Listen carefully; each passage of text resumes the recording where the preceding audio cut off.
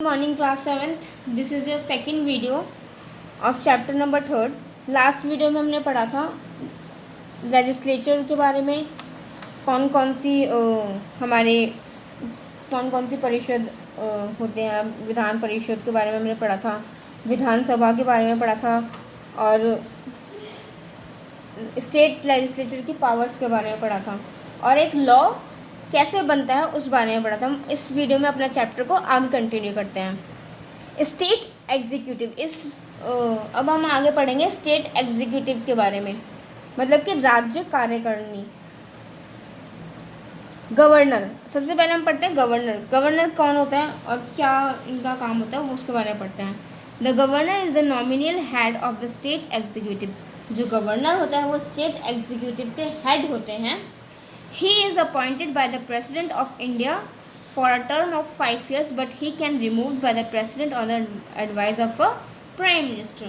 और ये क्या होता है, ये प्रेसिडेंट के द्वारा इनको इलेक्ट किया जाता है, ये प्रेसिडेंट के द्वारा चुने जाते हैं 5 साल के लिए और इनको इनकी पोस्ट से हटाया जा सकता है प्राइम मिनिस्टर के द्वारा प्रेसिडेंट की एडवाइस पर। अगर प्रेसिडेंट प्राइम मिनिस्टर हैं जो हमारे, वो बोलते हैं कि हमें गवर्नर ने चाहिए या फिर कुछ भी कोई भी इशू हो जाता है तो वो जब बोलेंगे, अपनी एडवाइस देंगे इनको रिमूव करने के लिए, तो जो प्रेसिडेंट है वो इनको हटा सकते हैं इनकी पोस्ट से। नेक्स्ट आगे हम पढ़ते हैं appointment. The governor is appointed by the president for a term of 5 year. Same जैसे कि जो गवर्नर है वो 5 साल के लिए इलेक्ट किए जाते हैं, 5 साल के लिए चुने जाते हैं, अपॉइंट किए जाते हैं प्रेसिडेंट के द्वारा। However the president may remove him और her from office before the completion of the term. और इनकी टर्म पूरी होने से पहले, इनका जो टाइम पीरियड है उसको पूरा होने से पहले ही हम इनको इनकी पोस्ट से हटा सकते हैं। Qualifications of for a governor. अब गवर्नर बनने के लिए क्या क्वालिफिकेशंस चाहिए होते हैं उस बारे में पढ़ते हैं। To become a governor the person must be a citizen of India, should have completed 35 years of age, should not have been convicted in a court of law and should be of sound mind. Governor बनने के लिए क्या होना चाहिए, India का नागरिक होना चाहिए। सिटीज़न जो भी है इंडिया का नागरिक होना चाहिए, जो भी कैंडिडेट बनना चाहता है गवर्नर, और उनकी 35 ईयर्स ऑफ एज कम पूरी होनी चाहिए, वो 35 ईयर से अब अभी होनी चाहिए। और उनका कोर्ट में किसी भी टॉपिक को लेकर कोर्ट के अंदर कोई भी इशू नहीं होना चाहिए कोर्ट में, कोर्ट से रिलेट नहीं करना चाहिए उनको। And should be sound mind, और वो जो उनका माइंड जो है वो बिल्कुल शांत और साउंड माइंडेड होना चाहिए, वो अपनी आवाज़ उठा सकें। आगे हम पढ़ते हैं पावर्स ऑफ अ गवर्नर, मतलब कि गवर्नर की क्या क्या पावर्स होते हैं उस बारे में पढ़ते हैं। A governor is the only constitutional head of a state. जो गवर्नर होते हैं वो कॉन्स्टिट्यूशनल हेड होते हैं किसी भी राज्य के। He or she does not have any actual say in the running of the government. इनका कुछ ज़्यादा खास रोल नहीं होता गवर्नमेंट में, जो भी सरकार चल रही है उसमें। The governor appoints the leader of the party that get maximum seats in the assembly as the chief minister. जो गवर्नर होते हैं वो पार्टी के लीडर को अपॉइंट करते हैं जिनके पास ज़्यादा से ज़्यादा सीटें होती हैं, जो कि असेंबली में चीफ मिनिस्टर उनको फिर बनाया जाता है। On the advice of the chief minister the governor appoints the council of ministers, certain high officials etcetera. Chief minister की सलाह पर जो गवर्नर होते हैं वो काउंसिल ऑफ मिनिस्टर्स को इलेक्ट करते हैं, मतलब कि काउंसिल ऑफ मिनिस्टर्स को चुनते हैं। It is the governor who convenes the prorogues the assembly session. और ये गवर्नर ही होते हैं जो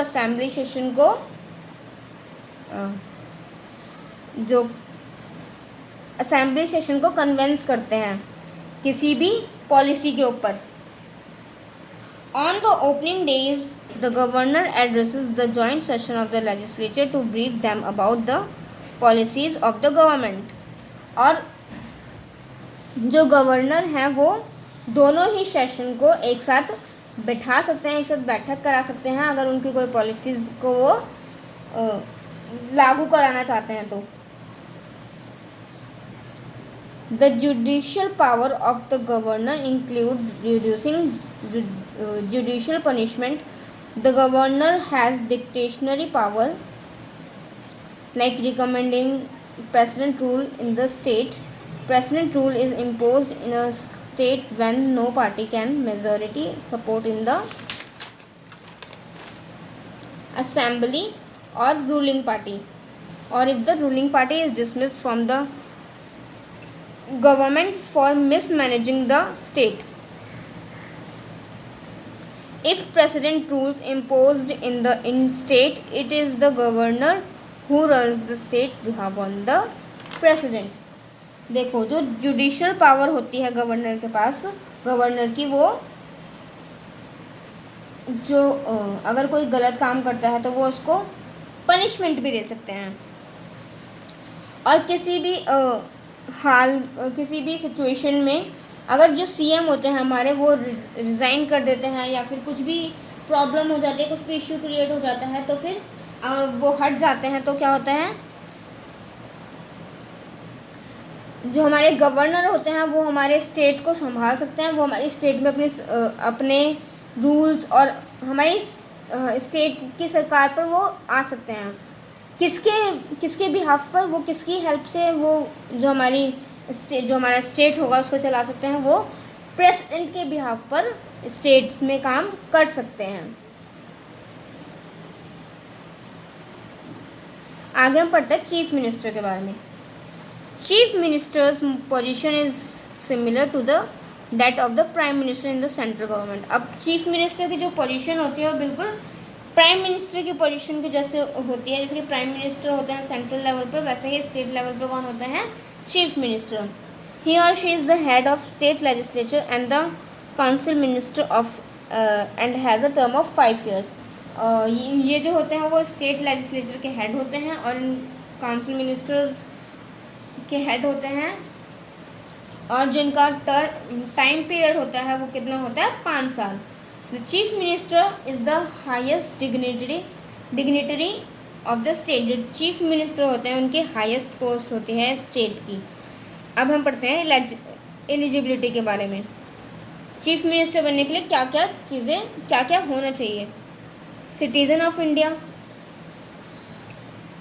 should be a member of legislative assembly. Legislative assembly के मेंबर होने चाहिए। मैक्सिमम एज द 30 years, 30 साल तक की उनकी एज होनी चाहिए, 30 साल से ऊपर उनकी एज होनी चाहिए। A person shall not be eligible for the election as chief minister if he holds any office or profit under the government from India or under any local authority subjects to the control of any of the set government. देखो ये सब चीज़ें हैं, और अगर वो किसी भी गवर्नमेंट के कार्य में लगा हुआ, किसी भी गवर्नमेंट के काम से जुड़ा हुआ है, तो वो एलिजिबल नहीं होता सीएम की पोस्ट के लिए खड़ा होने के लिए। Powers and functions of the chief minister. अब चीफ मिनिस्टर के पावर्स और फंक्शंस के बारे में पढ़ते हैं। The chief minister is the leader of the council of minister. जो चीफ मिनिस्टर होता है वो लीडर होते हैं काउंसिल ऑफ मिनिस्टर के। He or she is the vital link between the governor and the council. इनका गवर्नर के और काउंसिल ऑफ मिनिस्टर के बीच में एक विटल लिंक होता है। Each minister is individually answerable to him. जितने भी मिनिस्टर्स होते हैं उनसे ये कुछ भी क्वेश्चन पूछ सकते हैं किसी भी चीज़ के रिगार्डिंग, और जितने भी मिनिस्टर होते हैं इनको आंसर देना पड़ता है। ही or she resignation amount of the resignation of the entire ministry. और ये जो होते हैं वो पूरी मिनिस्ट्री में किसी को भी रजिस्ट्रेट कर सकते हैं, मतलब कि किसी का भी रेजिग्नेशन ले सकते हैं। अब इनकी powers to direct the ministry and determine its policies. ये मिनिस्ट्री को डायरेक्ट कर सकते हैं और उनकी जो पॉलिसीज हैं उनको डिटरमाइन मतलब उनको देख सकते हैं। To supervise the administration of the state. और ये क्या करते हैं, स्टेट के एडमिनिस्ट्रेशन को सुपरवाइज करते हैं कि ये काम करो, ये मत करो, ये चीज़ सही है, ये चीज़ गलत है, उनको सुपरवाइज करते हैं। टू एलोकेट, रिलोकेट और take back portfolio from his, और हर ministers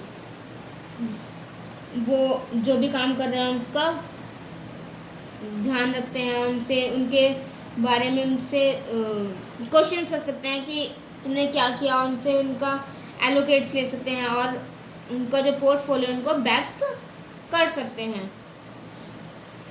to coordinate the working of various minister, और अलग अलग जो मिनिस्टर होते हैं उनको कोऑर्डिनेट कर सकते हैं, मतलब कि साथ में काम करने के लिए भी कह सकते हैं। Powers and functions of the council of minister. अब काउंसिल ऑफ मिनिस्टर्स की पावर और फंक्शन के बारे में पढ़ते हैं। The function of the state government take place through various departments. जो स्टेट गवर्नमेंट होते हैं वो बहुत जगहों पर बहुत सारे डिपार्टमेंट्स में काम करती है। These departments are headed by minister, और ये डिपार्टमेंट्स जो होते हैं उनके हेड कौन होते हैं, minister. Their function is to run the departments according to the policies laid down by the council of ministers. ये जो फंक्शन जो डिपार्टमेंट होता है इनका काम क्या होता है कि ये जो काउंसिल ऑफ मिनिस्टर्स के द्वारा जो पॉलिसीज बनाई गई हैं उन पर काम करें। The council of minister introduce necessary bill in the assembly and get them approved. जो काउंसिल ऑफ मेंबर्स होते हैं वो ज़रूरत के जो बिल्स होते हैं उनको असेंबली में इंट्रोड्यूस करते हैं और उनको अप्रूव करते हैं। आगे हम चलते हैं सिविल सर्विस के बारे में बात करते हैं। The term civil service has two meaning. जो सिविल सर्विस की जो मीनिंग है वो दो मीनिंग होती हैं। A branch of government service in which individual are employed on the basis of professional merit as proved by the competitive exams। Governmental service में जितने भी एम्प्लॉयड जो होते हैं, जितने भी एम्प्लॉयड को लिया जाता है वो कॉम्पिटिटिव एग्ज़ाम्स को क्लियर करने के बाद जब वो क्लियर कर लेते हैं अपना मेरिट, तब वो उनको इस प्रोफेशनल मेरिट्स में लिया जाता है।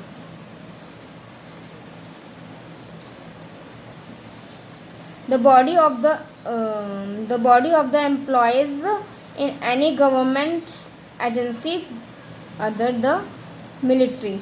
The civil service exams in India are conducted by Union Public Service Commission. जितने भी सिविल सर्विस के एग्ज़ाम होते हैं इंडिया में उनको कौन कंडक्ट करता है, union Public Service commission. Union Public Service commission के द्वारा इंडिया में जितने भी सिविल सर्विसेज के एग्ज़ाम्स होते हैं वो बनाए जाते हैं, लिए जाते हैं। The chief secretary head the civil service in state. जो चीफ सेक्रेटरी होते हैं वो सिविल सर्विसेज के हेड होते हैं। Secretaries in charge of various department works under him और हर। और जो सेक्रेटरीज इंचार्ज होते हैं डिफरेंट डिपार्टमेंट्स के, उनके अंडर काम करते हैं। Deputy secretaries under secretaries director and deputy director assist him. और ये क्या करते हैं, उनको असिस्ट करते हैं। किसको, चीफ सेक्रेटरी को। The state is divided into administrative unit called division which are looked after by divisional commissioners. और जो ये स्टेट होते हैं उनको एडमिनिस्ट्रेटिव यूनिट्स में डिवाइड किया जाता है, जो कि जिसको क्या कहते हैं, डिविजन्स कहते हैं। और ये इनकी देखभाल कौन करता है, इनकी देखभाल डिविजनल कमिश्नर के द्वारा की जाती है। They are divided into districts. और ये किस किस में डिवाइड होते हैं, डिस्ट्रिक्ट्स में डिवाइड होते हैं। This districts are administered by district magistrate. और ये जो डिस्ट्रिक्ट्स होते हैं इनको किसके द्वारा सुपरवाइज किया जाता है, किसके द्वारा एडमिनिस्ट्रेट किया जाता है, डिस्ट्रिक्ट मैजिस्ट्रेट्स के द्वारा इनको गाइड किया जाता है। क्लास आपका चैप्टर यहीं पे ख़त्म होता है।